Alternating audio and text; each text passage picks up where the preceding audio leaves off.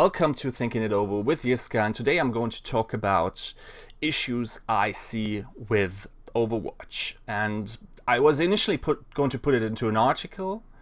I decided against it and put it into a presentation instead.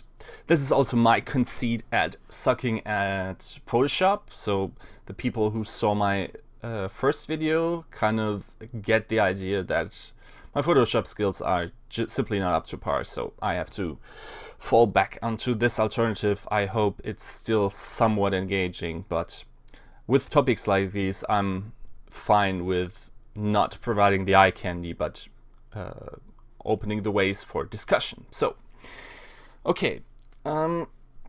First off, we have to establish what makes an esport, and there is really no one definition of what a successful esport is. And I think the most accepted one is really the one with the biggest viewership, and that is because viewership is a symptom of many things done right. So the more things that kind of enhance the experience of the game, the more viewership comes, obviously. And like we're going to talk about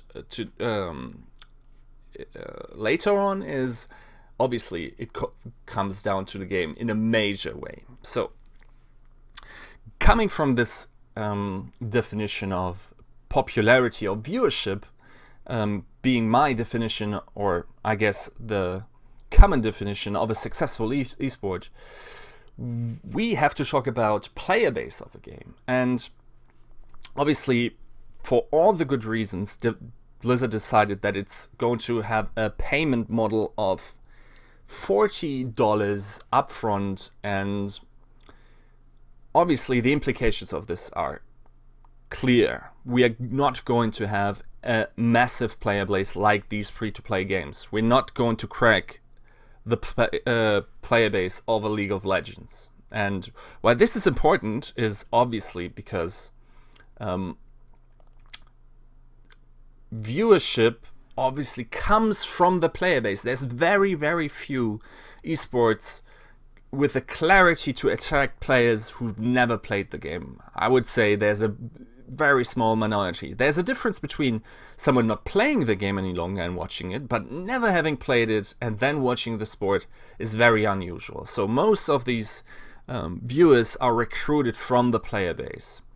And with the $40 benchmark, we have to settle with a smaller player base. And what we need to do then is to make sure we have a good conversion rate of player to viewer. And I give you an example. So I was involved in the World of Warcraft arena community, and during my time there, World of Warcraft was still the biggest game in the world. That was around 2010. I was at CBIT in the position of manager for complexity and also doing journalistic stuff for them. I actually also directed the camera for a couple of games, and yeah, not to toot my horn too much, but basically what happened was that World of Warcraft was the biggest game by a huge margin, especially those games at IEM. So we had the biggest viewership at this point. But if we were looking at the conversion rate of player base to viewership, it was probably the worst of the big games, which was Quake Live at the time and CSGO.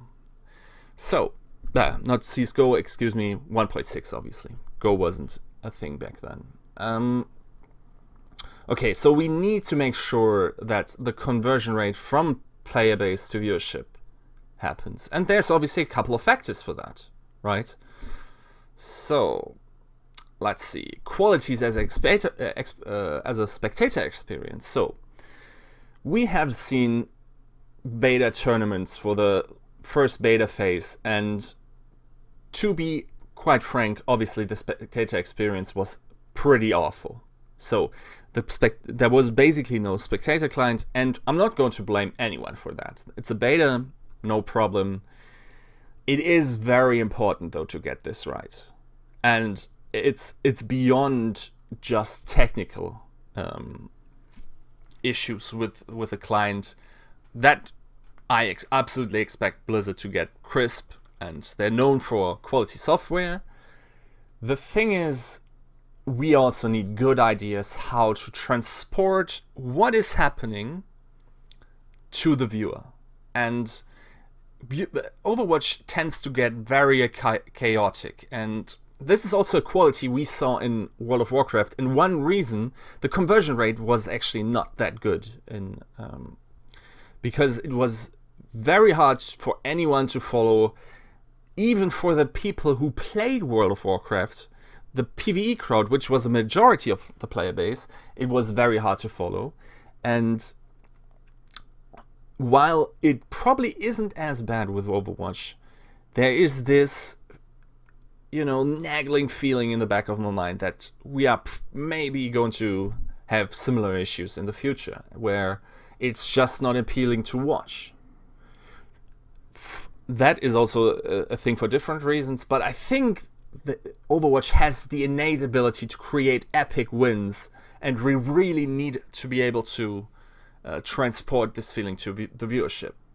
And there's obviously a couple of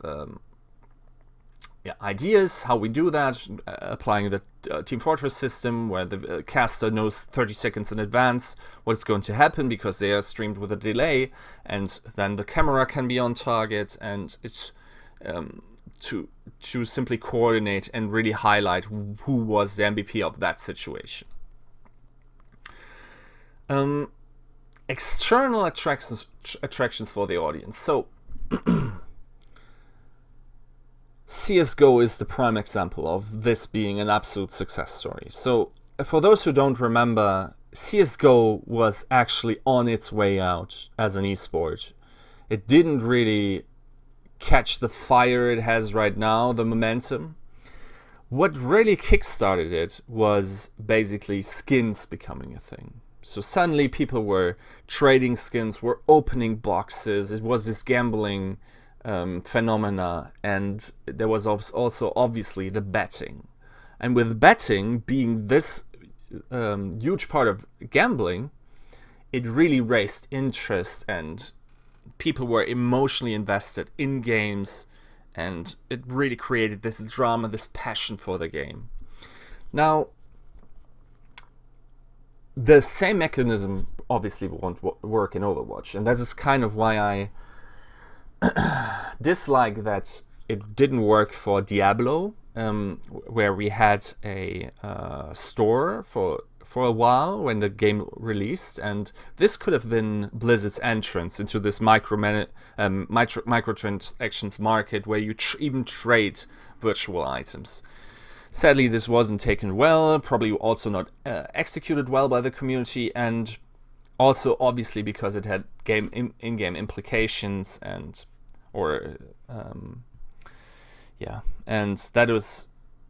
that ruined the idea for Blizzard. And I wish we were in an alternative universe where this was handled well, and we would have the option for Overwatch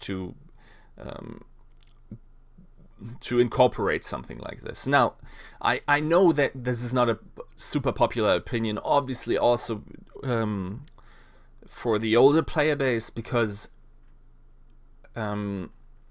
it seems like it is attracting the younger player base to gambling issues. And I know this is a critical topic, but I think there is a legit and morally acceptable position for gambling for adults, where this just enhances the experience.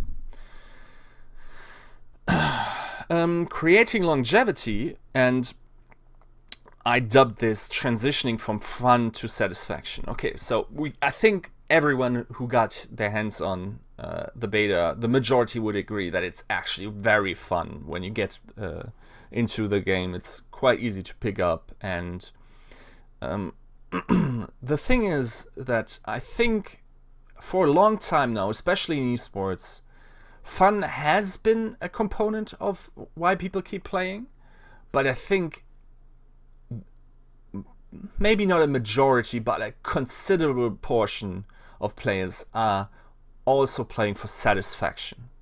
What does that mean? So they hone their skills, they match against the opponents on the battlefield, on the map, and are able to express themselves through these, and what is essentially an art form. And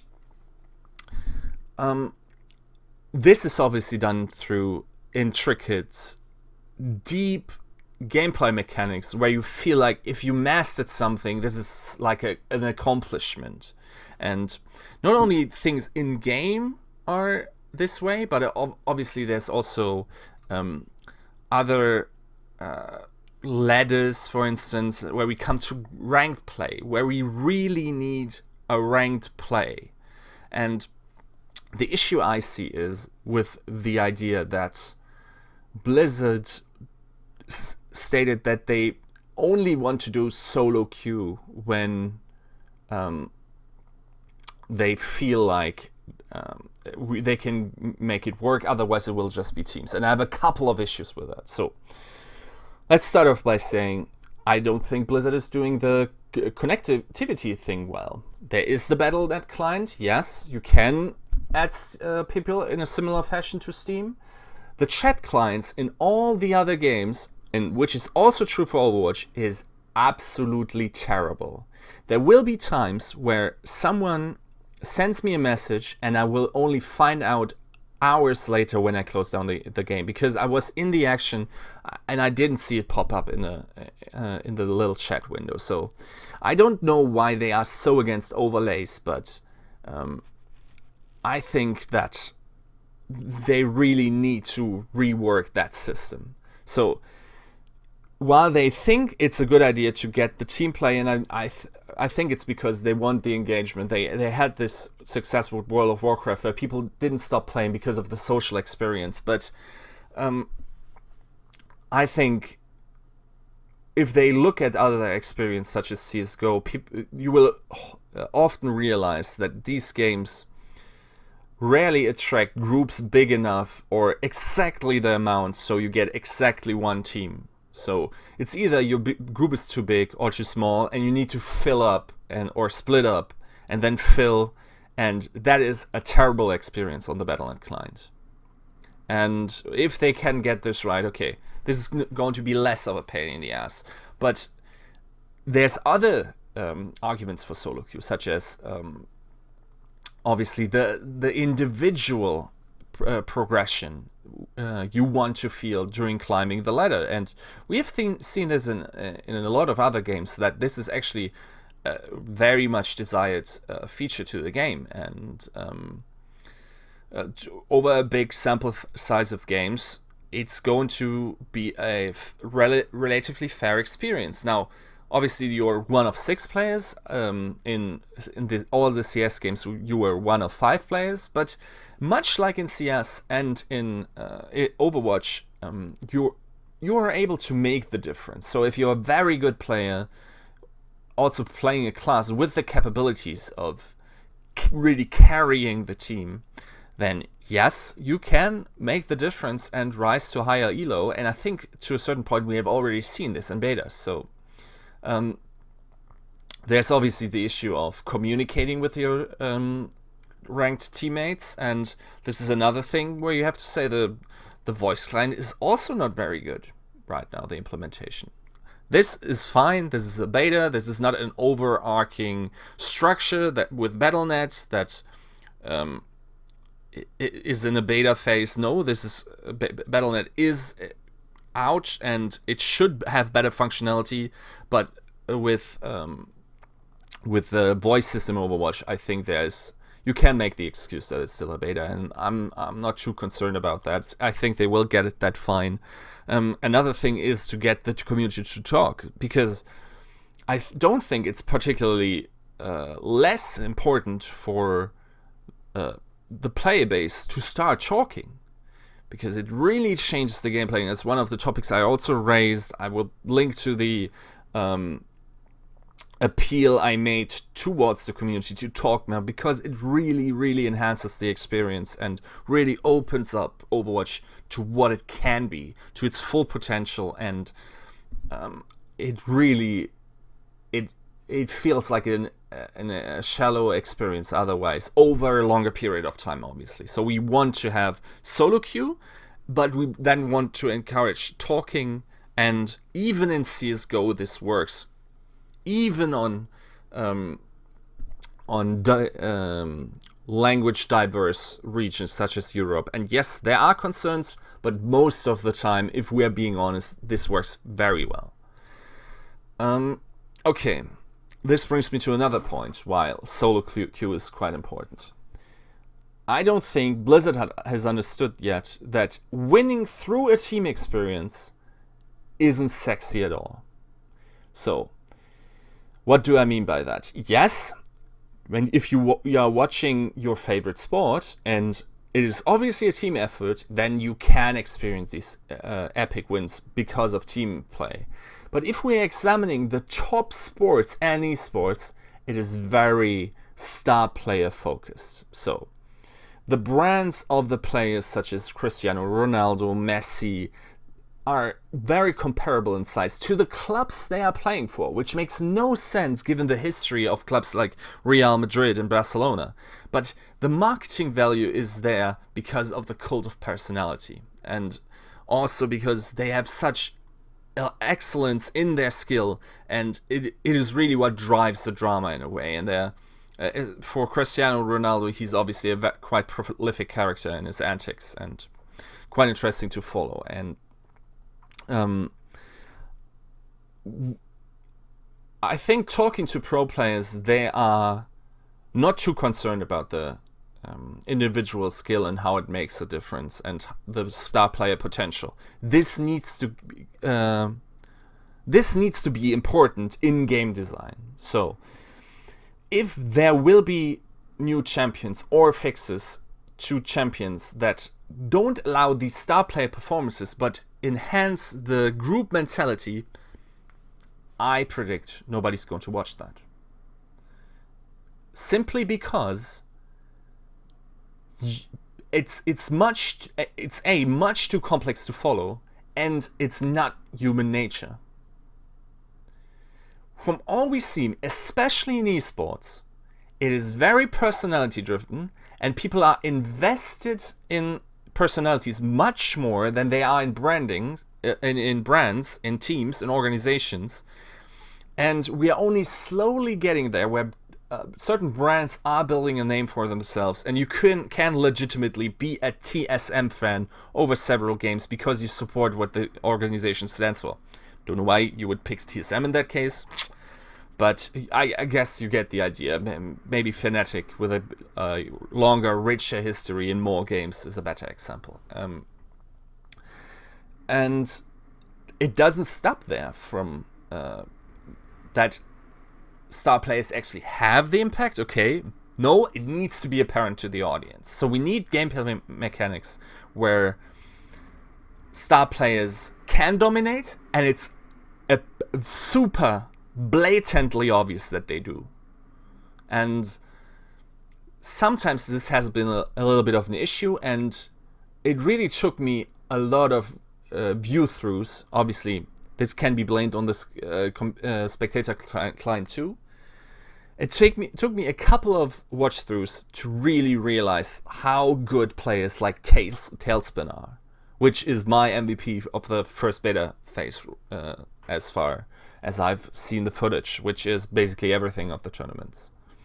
So, can we make the individual play sexy?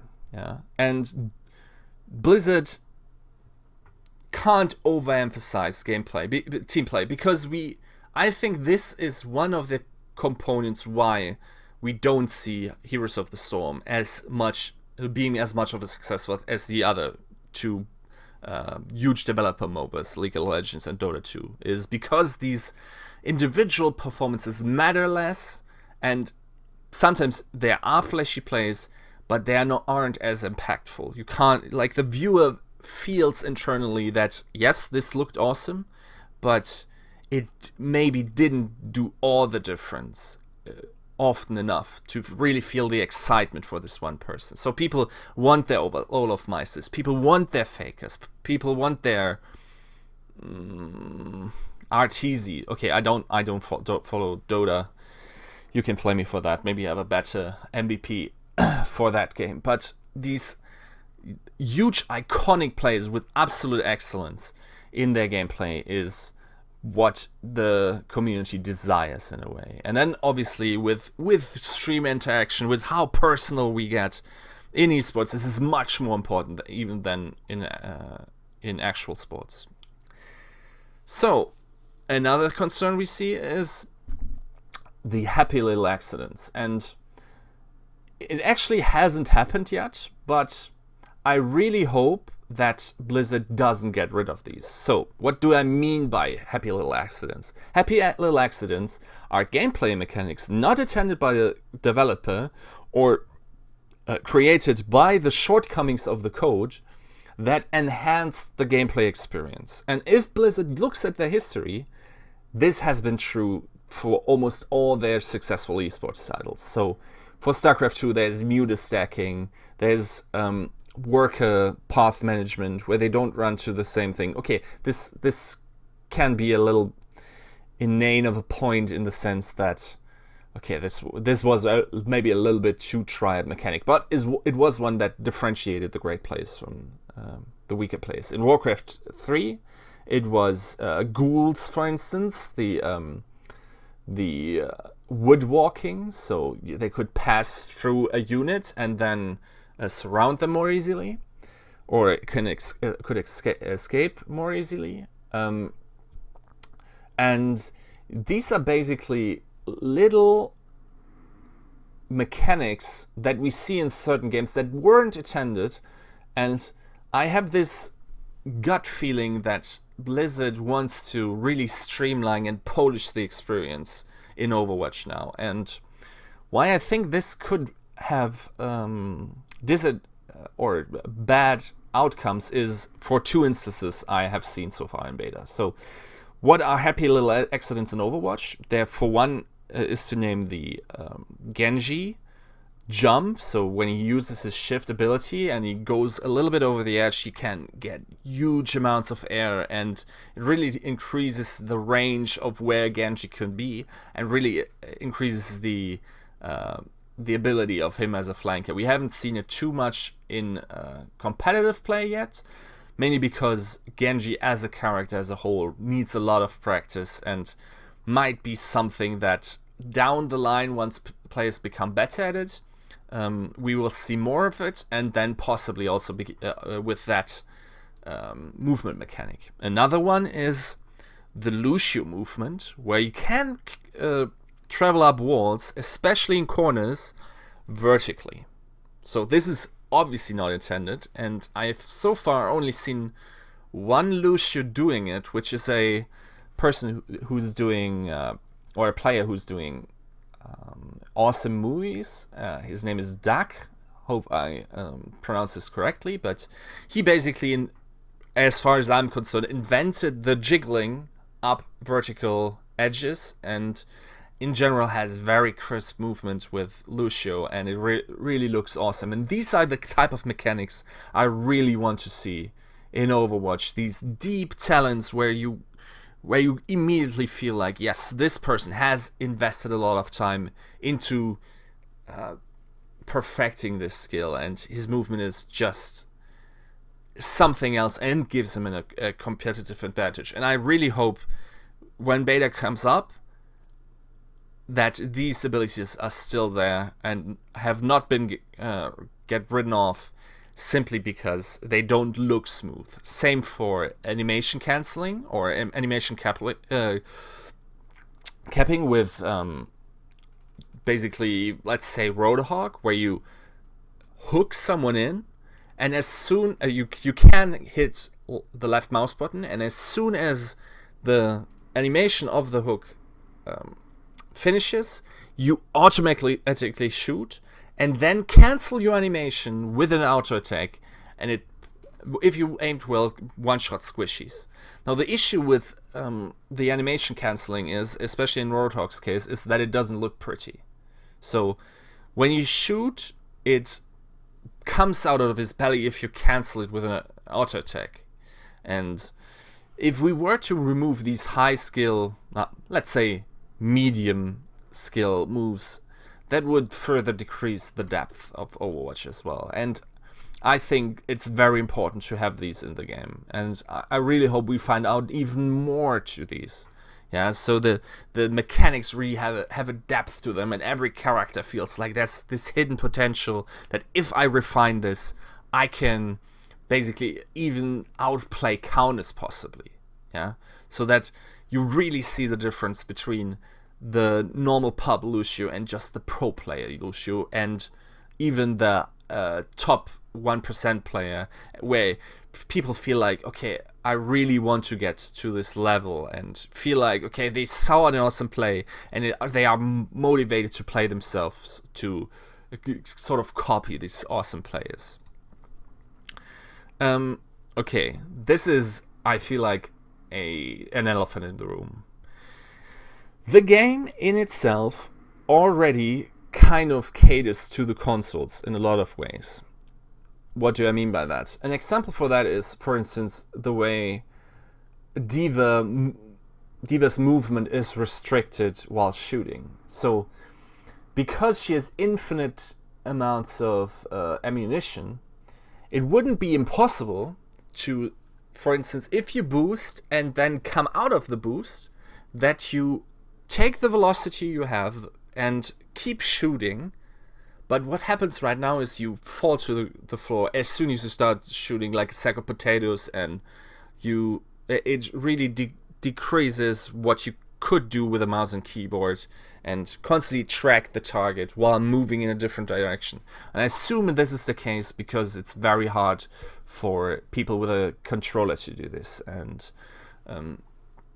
it obviously could have gameplay reasons, maybe balancing reasons why they decided against this. I would rather see other stuff nerfed than these harder to master abilities not being done in the game and being catered to consoles. Because let's be honest, at some point Blizzard has to decide what market will be their PC, and it's kind of implied. Excuse me, let me say this again. They have to decide what will be their esports platform, and it is kind of implied that it will be the PC version, but there's always this nagging feeling that a couple of awesome mechanics wouldn't be incorporated because it wouldn't work well on console, and that would be a shame, honestly. If we were to cater too much to the console, I would rather have two different versions of Overwatch that possibly play quite different metas, but have the premier, obviously, esports platform. And this is not to shit on consoles, but it's quite likely that there will just be a bigger player base and viewership for Overwatch as an esport on PC. So obviously, if it turns out that Overwatch will be a bigger esport on consoles, cater to them. That's only fair, right? But as far as I can anticipate, it's going to be a PC game, and it's only fair to then design mechanics that enrich the esports experience, or, matter of fact, the gameplay experience for PC players, and then maybe adapt the feeling to the console market. And yeah, we have had a couple of issues with, for instance, auto aiming via controllers. Yeah, this is something I'm not too concerned about, but if these things keep popping up, I would be very sad that a lot of potential would be wasted on also catering to the consoles. Okay, so this has been my overview of what issues I see with Overwatch as an esport. I think in a recent episode of a podcast I'm doing called Watchpoint. I actually predicted that next year, and it was a bold prediction, next year that Overwatch is going to be among the top esports in the West. And while I think this is a little bit too early, and history has shown that most esports take a while to get off the ground, as well as for other games to die and for there to spawn a new niche or a new desire from a community to watch esports as a whole. And also, obviously, we cannot forget industry.